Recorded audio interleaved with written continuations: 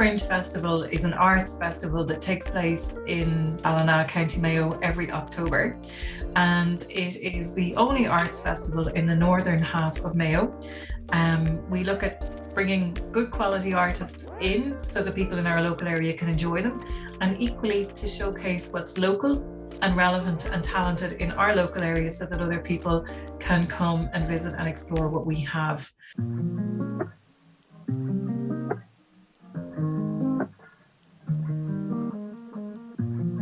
The festival is an artistic expression of what life is like lived in our area.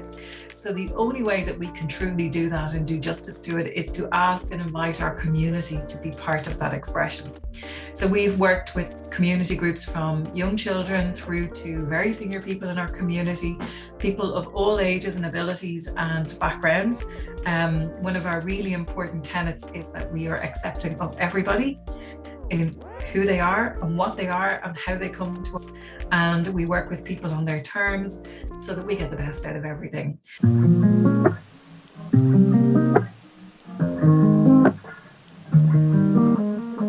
There's a little bit of trial and error. I mean, the ideal situation is that we would bring an artist to the community group so that they're in their home place or in their community space where they meet, and the artist engages with the community group on their terms and in their space. And that's where you get the best results. But through COVID, we obviously weren't able to do that as easily as we could. We planned for it, but we planned for a plan B scenario where they would meet online like this in a Zoom call or something like that.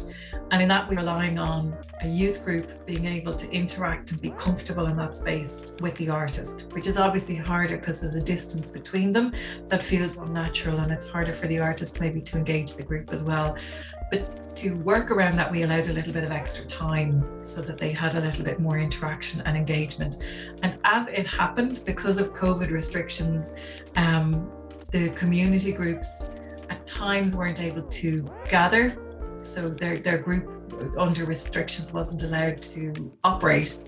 So we ended up having to postpone the first scheduled painting, which meant they'd done a consultation, but we didn't get to paint.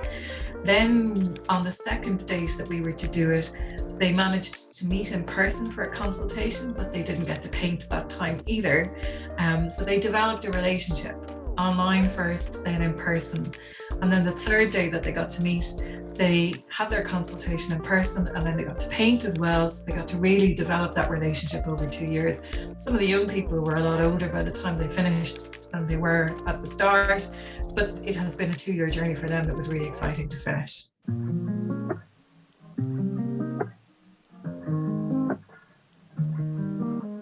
What was most interesting was from the very first day they met to the day they painted on the wall, the young people were 100% certain of their inspiration and their idea and what they wanted their wall to be. And what they painted last week was what they created in October 2020, and that idea never faltered.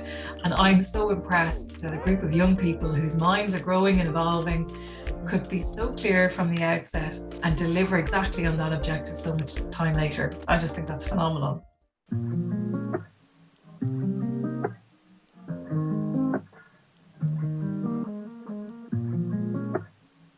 The street artist we worked with this community group is Mazer.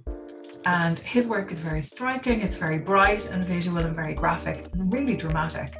And in October 2020, just before our festival, he came to paint his own wall.